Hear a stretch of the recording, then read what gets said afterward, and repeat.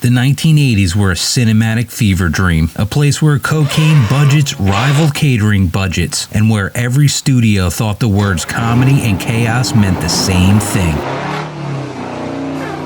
These weren't just the movies, they were tax write-offs with theme songs. And while some went on to become classics, others got lost so deep in VHS bins that even Blockbuster refused to alphabetize them.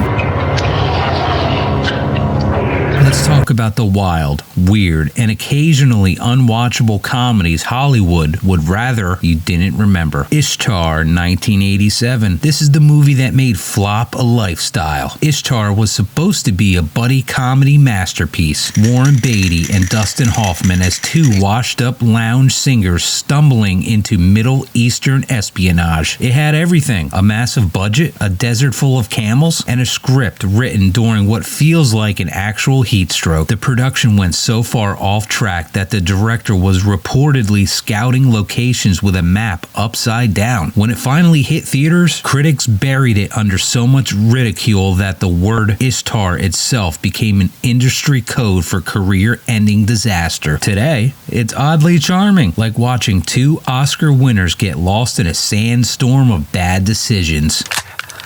Do it.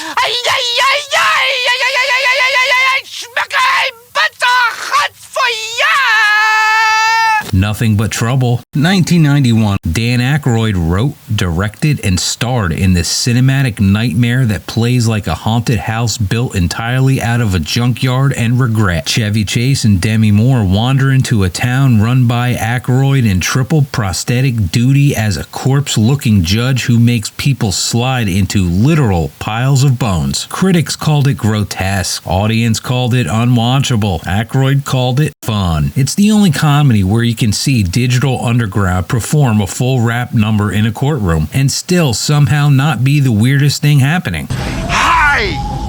I'm Bobo! That's Little Devil! Hi! We're not allowed in the house.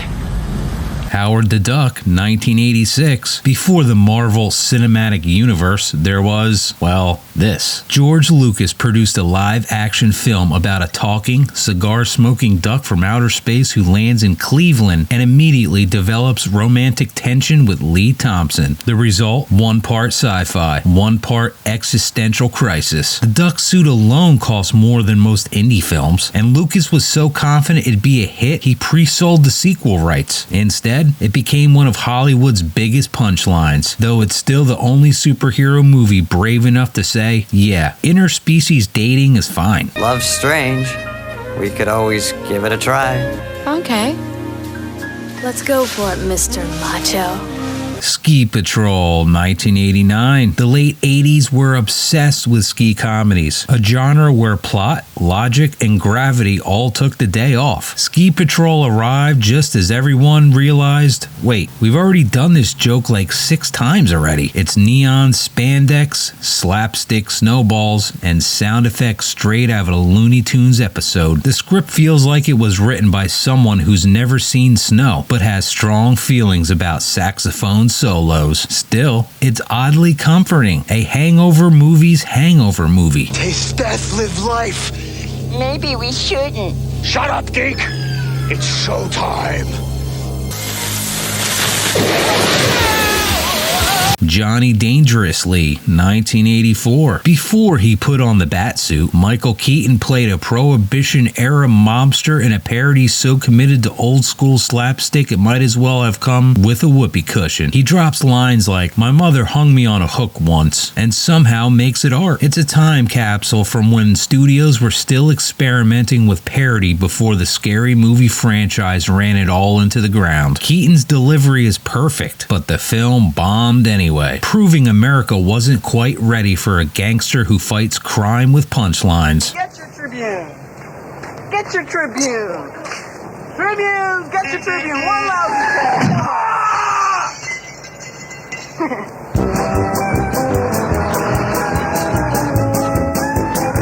Disorderlies, 1987. This one stars the legendary rap trio The Fat Boys. Fat boys are back, and you know they can never be whacked. has bumbling hospital orderlies who accidentally uncover a financial conspiracy while trying to keep an old millionaire alive. It's basically Weekend at Bernie's, just with more beatboxing. The movie made no sense, but it didn't care. It's full of lowbrow comedy, sound effects, and enough sugar to power a nation. Somehow it became a cult hit in hip-hop circles and a late-night cable favorite, because sometimes chaos just needs rhythm.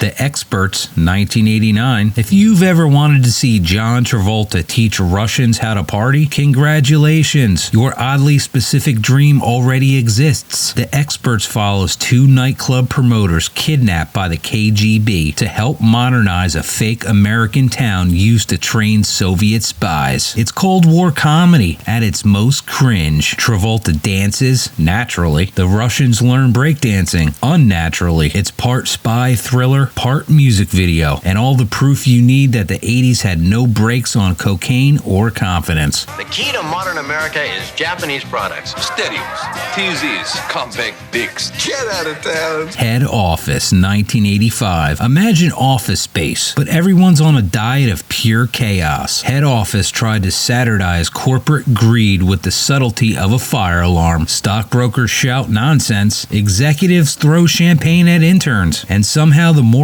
is supposed to be capitalism's bad. Hey, but at least it's hilarious. It was loud, manic, and feels like it was edited with a blender, but deep inside is a weirdly accurate prediction of the 21st century burnout culture. It's the movie your boss doesn't want you to find out exists. Child psychologists for a free Poland against whaling. Right.